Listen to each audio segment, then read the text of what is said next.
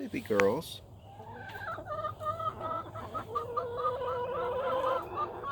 You making sweet noises for me?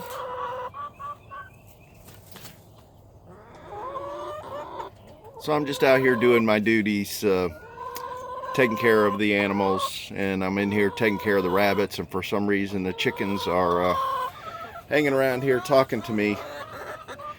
Maybe they want some fresh food, I'll have to see. But they make the sweetest sounds.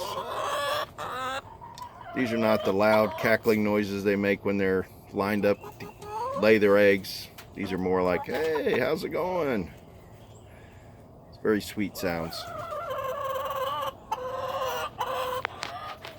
Yeah, I hear you. I hear you. I just noticed that you guys, I was bending over trying to take care of the rabbits, and you're whispering in my ears, sweet nothings. Let's see what we got over here. Sorry, I'm trying to do everything one-handed as normal. What? What can I do for you?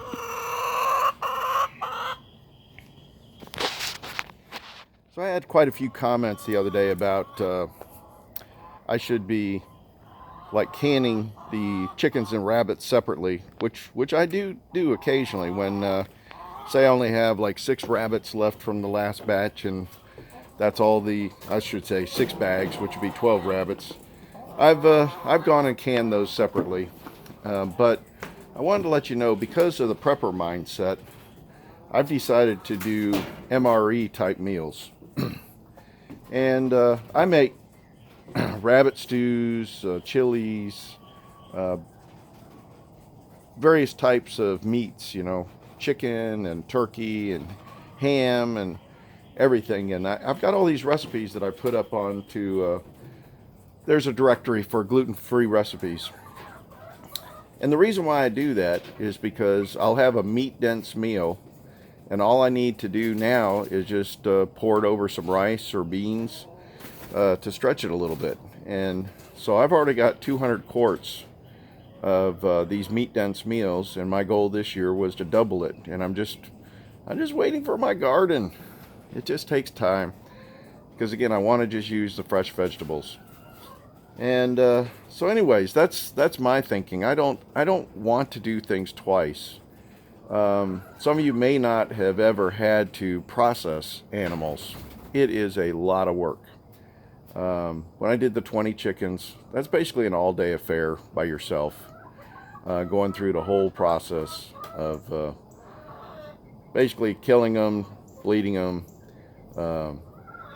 It's like a parboil type thing you do to release the feathers, and then you do the defeathering process. Then you got to gut them, and then you got to bag them, and then you freeze them. And so, at the end of the day, last thing you want to do is go start cooking this stuff. It's not going to happen. And rabbits, it's about a similar process. It takes about 20 minutes a rabbit, 15 minutes when I get going really good. I can do about 10 rabbits in a day with my normal union breaks and stuff, and that's probably about 4 hours. That's about all I want to be standing there. And after you're doing 10, you start cutting yourself and everything anyways. You start getting sloppy because you think you're getting really good at it. So it's much better to go ahead and just get the things frozen and then pull them out when you're ready, and just do your cooking the next period of time. And I'm doing such large quantities. Like I said, I got to process 25 bags, so there'd be 50 rabbits over the next several weeks. And there's just not going to be much time for cooking at the same time. And so when my garden starts producing, which we've already got our first cucumber the other day, and the tomatoes are going to be coming up real soon. I know my onions, the yellow onions, are already ready. And, everything's just going to start coming out probably about the same time. So when that happens, there's going to be a lot of canning of vegetables as well. And so why not just go ahead and make them into the stews? And again, I have MREs. So I think MREs are by far the most efficient way to do it. And the freezers are kind of like a temporary step, but it's a holding area until I'm ready to start cooking. Uh, I think it was just a little bit over a month I'd canned 200 jars, quart-sized jars. And basically what I would do is I would cook for like 10 to 12 people, and my wife and I would eat a meal off of it, and then I would can that evening. So it's something that if you just plan your meals out, like every day I was cooking a different meal and I was canning. And I did that probably 4 out of the 7 days for about a month, and I ended up with easily 200 quarts. So it's a lot of work just doing that alone. So I don't think it's practical to try to do all your processing and then try to can the stuff at the same time. It's just not going to happen. You got to realize just the amount of time that's involved in doing this. Chickens are still talking to me. Maybe I got to go give them some food. Let's see what they're doing here. You want me to get you something? You want me to get you something? Huh?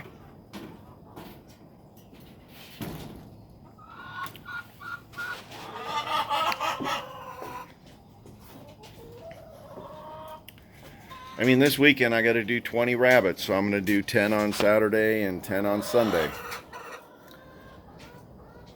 And then those cages will be cleaned out, and I'll rotate some of these other rabbits that need another couple weeks. I'll move them out to the end because that's the end of my deck. I did want to show you. Hey baby, you gotta keep going. Keep going. I want to get here. I did want to show you. This is my poo catch that I set up, and it's about 10 inches deep on the end because I have two. Let's see, 2 by 6, so 5.5 inch boards stacked like in that corner on the sides, and it's a little taller on the back, but I'm going to raise it up one more. But this poo has just been sliding down. I haven't had to scrape it out or anything, and it's mainly because I try to put the larger amount of rabbits on this first hutch. But this is black gold here. I got to start scooping that out and getting my gardens going. I will not be buying cow manure again, except for certain plants. Like I understand blueberries, you don't use this. This is too high nitrogen or something. But for 99% of everything else, this will substitute for the cow manure. And it doesn't have to be composted. So anyways, this is working out better than I ever expected. The problem is it's down at the bottom of the hill, and I got to get it up the hill to my front gardens. And I'm looking at a couple motorized wheelbarrows they've got. They've got some electric ones now, but I may go with gas powered. Try to reuse everything. Why pay for something if you've got it kind of like as a byproduct? Trying to get sustainable, right? What are you guys doing? I think they're trying to pick out their egg laying spot is what's going on. Alright, we'll just see if they're hungry. I got their... What in the world are you guys doing?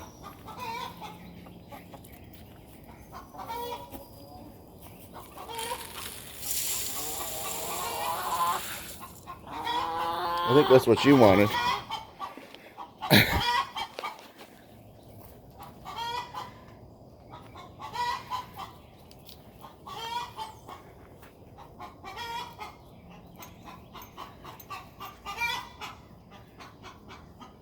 Yep, I think that's what they wanted, but there's something else going on over here. But I think what's happening, these chickens are so weird. I've got these, yeah, that's what's going on. I've got these poo catch things underneath my rabbit hutch, and the chickens like to get up there and lay eggs. Don't ask me why. They're sitting, stupid rabbits will be sitting there peeing and pooping right on top of them. And here I got those beautiful chicken houses up there. But like I said, they're bird brains. You know, we kind of got things uncovered now for the summer.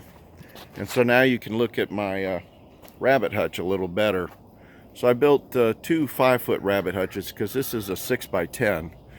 And they're 3 feet deep. And then I put doors on the front, but also lids on the top that can open up. Makes it very easy. And then we've just got those buckets underneath to catch the stuff. But these are really handy. So each one of the cages for the mama and its litter are like 2.5 feet wide and 3 feet long. And this works really good up to about a month old.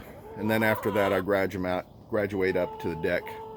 As soon as they're basically out of their little nesting box running around, I try to move them out because it just gets too crowded. Especially with these litters, 8 to 10, it's a lot. And then in here, you can see I've got, this is all like a metal covered, and it's got chain link, and then I put welded wire 3 feet high on the top. And this has done a great job of keeping out snakes and other things. And I had a big problem with eastern rat snakes last year, and this has resolved that problem. But I've also got, smaller chicken houses inside my overall larger chicken house. So this is a 10 by 10. And this is where they lay their eggs. But I've also been able to take, like smaller chicks. Like I've got some down here in a big old 10 by 10. But let's say, in the fall, I had some smaller chicks. I would stick them in that far one over there and let them mature. And then I'd use this down here for raising my Cornish rocks. That's a perfect size for about 20 to 30 Cornish rocks. So anyways, we're just every day trying to get a little farther along. I just have not had enough time to get out here and work this, and by the time I want to work it, it's going to be super hot. So this may end up be a fall thing, but I'm going to probably just do a little bit at a time like I did on the front yard. I'll start at the top and work my way down. I do have some fruit trees that I can go ahead and get in the ground, and I think that'll make me feel like I've actually done something in here. But this is about 50 foot by 120 feet, so this is going to be a huge food plot. Just didn't seem to make sense to let the chickens have this whole area here. All right, so I just wanted to let you know my thoughts on how you make MREs with the food that you're growing. They're in glass jars. They're not dehydrated. They're actually, you can eat them cold because they're already cooked. But the whole idea was throw them over some rice or beans, and a quart jar probably could feed probably 6 people, especially when you use rice as an extender. So that's my thought. So I got 200 already done, and I need to get about 200 more over the next couple months. That's what I'm doing. All right, well, I hope you're having a great day. Hope everybody's treating you well. God bless.